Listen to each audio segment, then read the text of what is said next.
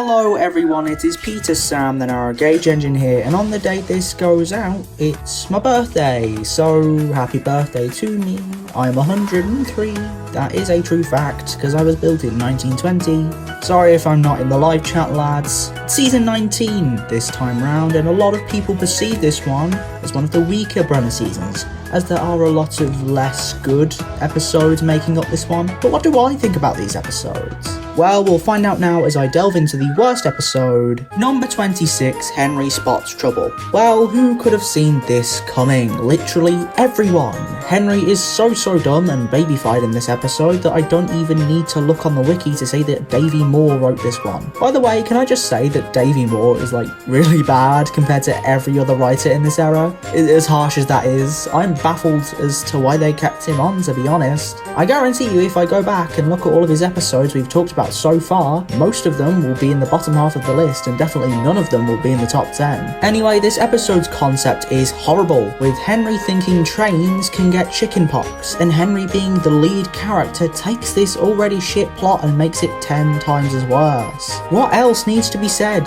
The only reason I've given it a 0.5 and not a 0 is because I like the scene with Gordon where he gets splashed with paint. That is the only bit of enjoyment I got out of this. Number 25, No Help at All. Really, I could just copy and paste everything I said about No Steam Without Coal and put it in here. Poor Timothy is still mercilessly tormented by these fuckwits and it still fails to be funny. I love Bill and Ben when their tricks are harmless, but this once again feels malicious, and especially because it's Timothy once again. This guy, everyone, this guy. I'm beginning the hashtag Free Timothy because I feel like he needs his freedom from those fuckers. Speaking of freeing Timothy, the only enjoyable aspect of this episode is that Timothy gets to spend some time away from the fuckwits. It's nice to see him happy for once. Also, Salty returns, so that's cool. Number 24, Rocky Rescue. I'm glad the writing team took the time to include characters like the search and rescue team in their episodes, however, I don't like any of these guys really.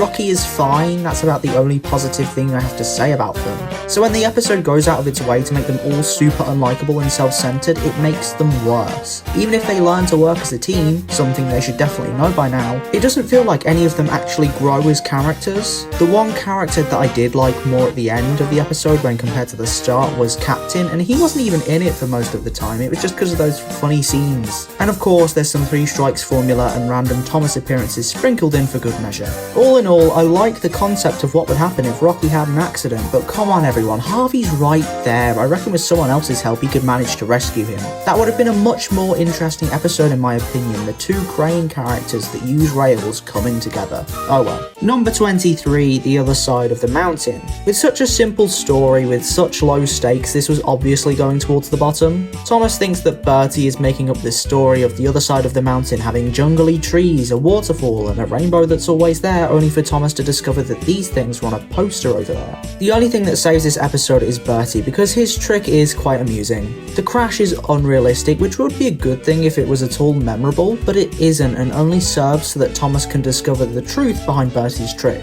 To be honest, when I watched this for the first time, I guessed what Bertie described would be on a billboard, and hey, I wasn't wrong. This episode exists, doesn't have really anything too fun about it, cool.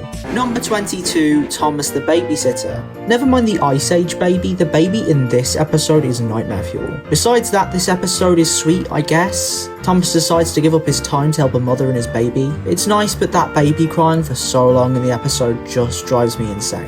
Which I guess is the point, but that's not incentivizing me to watch the episode again. Also, who is Albert? He's just some workman that has never been previously or has since been mentioned. He has never gotten the spotlight before, and that makes me care even less about this family. If Albert had been in an episode previous to this one, then maybe I would have cared, but he wasn't, and I don't. Number 21, Lost Property. This is the first Brenner era episode yet to feel the most like a season 5 episode, and that was not meant as a compliment. I mean it in the sense that it has two interweaving themes or stories that tie together at the end in the most uninteresting of ways. In this episode we have an inspection going on after Thomas is told about what the lost and found box is. Then Thomas just delivers the inspector's stopwatch to him, which I do not believe is something he'd forget, by the way. Having watched this character for merely 3 minutes, anyone could tell you that. Also, there are some really annoying sequences, like with that annoying ass kid on Annie. He looks just like Harry Potter if he never found magic. I hate him. Yeah, this episode is fine overall, just a bit bland. Number 20, Very Important Sheep. Due to Percy's own stupidity, he causes a breakage in a cattle truck which leads to Farmer McColl's sheep running loose when Percy stops. This really is just a nothing story. It could be shortened down to a classic series runtime and nothing would have been affected. If anything, it would have made it better, as this episode lingers on some of the uninteresting parts and is quite repetitive in all honesty. I guess the sheep having to be stored in Annie along with a piglet is kinda funny. Like, kind of. What else is there to say on this one? Number 19, Two Wheels Good. Where this episode does well is with its more comedic aspect, with the Duke and the Duchess having the worst possible luck when trying to get to Lord Callan's castle, as all of their transport gets flat tyres, breaks down, is stopped by falling trees and what have you. Seeing the Duke slowly get more irate as the episode goes on is great fun, along with the Duchess's more optimistic take on their circumstances. What weakens the episode for me is this idea of how many wheels are best. I get that the plot needs reinforcing with some sort of conflict or moral, but really that's what made Lady Hat's birthday party a better episode that has the same base concept. Really good. There wasn't a moral to be had. I guess the idea of dedication paying off in the end, maybe. It was just wacky antics, and that's what this episode could be if the writers had cut out the petty arguing and snobbery at the start. Number 18, A Cranky Christmas. Honestly, I don't know what to say on this one, so I'll just list the things I like and dislike about it. I like the mystery of what's in the box. I like the runaway aspect. I like the snowy scenery. I like that Edward is in this episode. That's about it really. I don't like how Cranky chooses to say he purposefully hid the box after all was well. To be honest, I don't like how it seems as though the writer just forgot about the moral of the episode until right near the end, and it just seems to me like that last scene was just shoved in to have some moral ending about lying. I don't like how much time he spent with Thomas as well. It's called A Cranky Christmas, not A Thomas Christmas. I just don't like the story in general. It's boring and there's so much back and forth. Number 17, Reds vs Blues. Now I have said previously that I do not like football. I still don't, which is why Reds vs Blues is on the lower end of the list. I do appreciate that unlike with Thomas and the Colours, it's not just a generic ass plot with football tied in. The plot actually revolves around things more specific to football. I enjoyed the racing segments, they were fun, but I don't like the ending with the football flying into Thomas's funnel and him blowing it back out again. And I don't like how this one is so clear with its use of the 3 strikes formula. Davey Moore back at it again with his subpar writing. My man really needs to take notes from the other writers for real. Number 16, Helping Hero. The plot of this one confuses me. Hero breaks down, so Thomas decides to return to Hero's hideout to find spare parts. Why would spare parts be there of all places, Thomas, and not, oh I don't know, the Steamworks, the exact place where Hero was sent, where you got those spare parts from in the first place? That feels so dumb to me. But I find Hero's hideout such a visually pleasing location, one of the prettiest on Sodor to be sure. Plus Thomas's relationship with Hero in this episode is nothing short of adorable. It's like a big brother, younger brother, sibling relationship. That is so sweet. But the story is pretty weak, so it ends up here. Number 15, The Truth About Toby. Everyone thinking Toby is being scrapped and Reg accidentally making that idea worse by picking up Toby and flailing him around is dumb, but in a way that makes me laugh. Also, Toby not taking Henrietta's advice is a little bit unrealistic in my opinion, considering their last episode together had her being the supportive and advisory role towards him. But this episode has quite a sweet ending, and it can be amusing. I think Sir Topham's speech about Toby is quite the powerful scene and is the best one of the episode in my opinion. Number 14, Goodbye Sir Topham Hatt. Where do I even begin with this episode? I think Percy being such an airhead that he doesn't recognise painters is a bit too far of a stretch, and the episode is a lot slower in pace, but it does have its powerful moments, like when the engines tried to keep Sir Topham from leaving by being super punctual and reliable at first, and then going on strike later. It also has its amusing moments, like with the end scene or when Sir Topham tries to work out what is going on with his engines. Like with the previous few episodes, the aspects of this one vary from really good to pretty weak. Number 13, Diesel's Ghostly Christmas Part 1. Ooh, a 2-parter, not seen one of these in a long time. Part 1 of this 2-part saga, following Diesel being the equivalent of Scrooge in this A Christmas Carol parody, sees Diesel be an arsehole and then be spooked by the ghost of E. Marley, which is the best pun I have ever heard. I genuinely laughed at that. Then we have Salty's Ghost of Christmas Past at the docks, which is also pretty cool. Both ghosts we see here are great, but being the beginning half of this 2-part story story, it was always going to pale in comparison to the second part, as that has the conclusion and all of the cliche Christmas sweetness that comes with it. Number 12, Salty All at Sea. I still have no clue of the general fan consensus, so I don't know if people hate this one or love it. I quite like it, but I do see the flaws in there. It's great to see Salty get some kind of development like this, but I don't like that he's scared of his own stories. That feels dumb to me. It makes Salty feel childish in that sense, which we all know he is not. But the narrative is quite strong and quite tight-knit, and it's quite a change to see Salty in locations like the Suspension Bridge or Knapford Station, so for me, this one's a good one. Number 11, The Little Engine Who Raced Ahead. The strongest aspect of this episode for me is character. Philip is very distinctive character-wise, and he is paired with Gordon, one of the best characters in the show. Together they make this episode really entertaining, especially as it allows the other engines to take the piss out of Gordon. It's great, and whilst there isn't really a race in there, it's still quite exciting nonetheless. Not only that, but there's some decent comedy in there. Nothing incredibly laugh-out-loud hilarious, but still some good stuff. However, it wasn't good enough to get into the top 10. Let's see what episodes did now. Number 10, Who's Geoffrey? What this episode lacks in excitement, it makes up for with morals. Thomas lies about this mysterious engine causing an accident at the docks called Geoffrey, which leads to Thomas lying more and more and more until he gets caught out. Narrative-wise, this episode stands up in hell. There's even an appearance from Spencer in there, which automatically bumps the episode up. This episode doesn't do all that much really, but what it does do, it does very well, so I have to give it its just dues with that. Number 9, Diesel's Ghostly Christmas Part 2. Part 2 of this great two-parter is so superior to the first part. Here we have Diesel's change in attitude and an overall sense of joy and goodwill, which is what any good Christmas episode needs. Not that the first part needed that, it's just unfortunate that it didn't. I think the ghost segments in this part though are weaker than the ones in Part 1. Part 1 had Marley and Salty on a ship. This part has Paxton talking through some pipes and Thomas covered in literal shit. It's simply not as creative. But the ending at Ulfstead Castle and Diesel doing a good deed more than makes up for it. This part is the more enjoyable one, with the turning point in Diesel's arc occurring and the sweet ending. One of the best of the season and one I'm glad to have in my top 10. Number 8, Best Engine Ever. This episode feels like one from season 17 in the sense that the character dynamics within the episode are really strong. Emily loves how fast Caitlin is and her streamlining, whereas Caitlin loves how practical Emily is, having buffers and not having to deal with the cons that come with her skirt. That really helps the episode be as enjoyable as it is. Other than that, there's not really too much to say if I'm being honest. Those dynamics really help the episode from being really mid. I think there was a runaway in there somewhere. I can't remember. I'm sure that was exciting. Number 7, Wild Water Rescue. Again, the characters are really strong in this one. The selfish Diesel, the gullible Percy, the suspicious Thomas. The locations look great too, the old quarry especially. It's quite an interesting bit of Sodor's history that is never brought up again or mentioned, I think. That immediately makes it intriguing. What was the quarry for? Why did it close? It's far more interesting than some bullshit man in the hills, Sodor tramway or statue of Proteus. I'm sorry for saying that, Proteus is cool everyone. The episode itself is decent enough, whilst a bit too low stakes, like why would anyone assume they'd be in a picture with the Sodor Search and Rescue Centre just for taking the mayor to the centre? It feels a bit convenient for my taste. I do quite like Diesel's karma at the end though. This has to be the best bit of the entire episode. It's funny and such a great end to the season. The episode itself is such a great end to the season, with a comedic end and great animation. Number 6, Den and Dart. I feel like this one is another one people are going to judge me for putting this as high as I have. I really like this episode.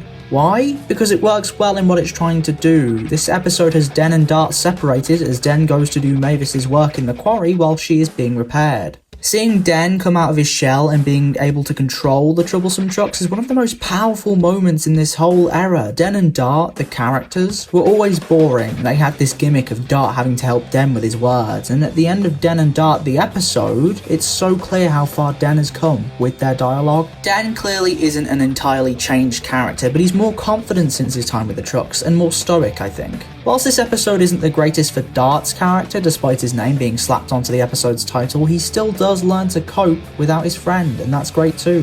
This episode does a lot for these two, a hell of a lot. Den and Dart were boring characters, but this development helps them a shit ton. It's too bad they never have another episode, but this era managed to dredge up some shit characters and make them good. That's insanely impressive and why I love Den and Dart, both the episode and the characters. Number 5, Snow Place Like Home.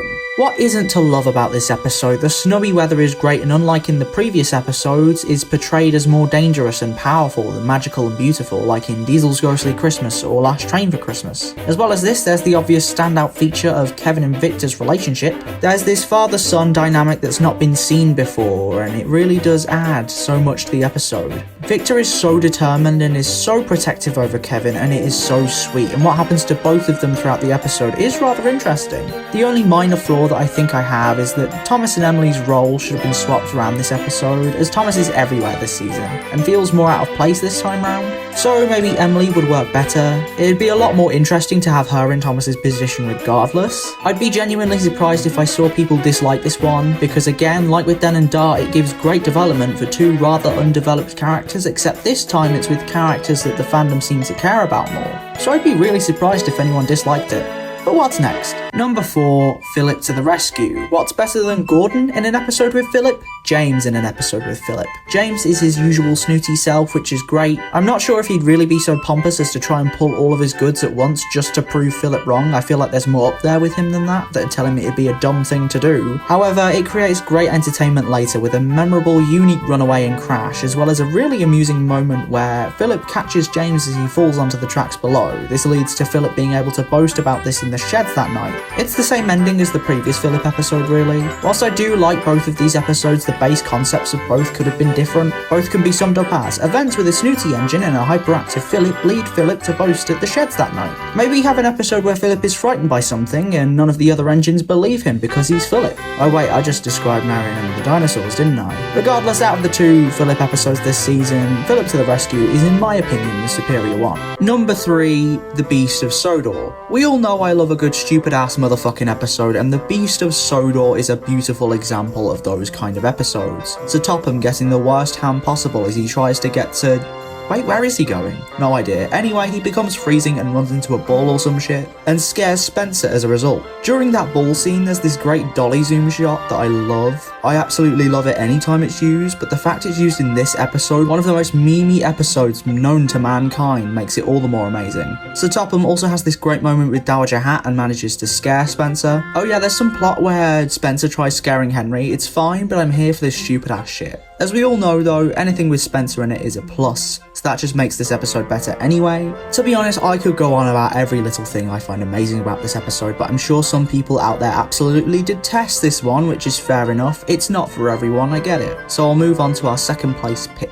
Number 2, Toad and the Whale. I know, this episode isn't in number 1, so just kill me and get it over with. In all seriousness though, this episode is great for a number of reasons. The main thing is obviously Toad's sympathy and connection with the beached whale, which is so wholesome and adorable that it just makes me melt. I also love how Oliver keeps doubting Toad when all of his ideas end up being praised. Whilst a bit unbelievable at this point, it's quite empowering and amusing nonetheless. Toad's very resourceful ideas themselves are great and inventive, making the episode all the more unique. Well, the episode was already plenty unique with the whale and all, but you get my point. All in all, it's an episode that many have a lot of love for, and I'd be a liar if I said that I didn't also have a lot of love for it. It's one of the greatest episodes of the season, but not the best. The best episode of season 19 for me is... Number 1, Slow Steven. I'll always love Steven, especially when he can prove himself in an episode. This episode is exactly that. My man risks himself on a collapsing bridge to save another engine. What an absolute fucking lad. Despite all of that goodness, my favourite aspect of the episode is suspense. There are these great little moments where the audience see the bridge breaking, and that segment where Steven gets stuck on the bridge as he tries to warn Gordon, which are handled so well. A perfect example of how one should handle such an atmosphere within their episode or film.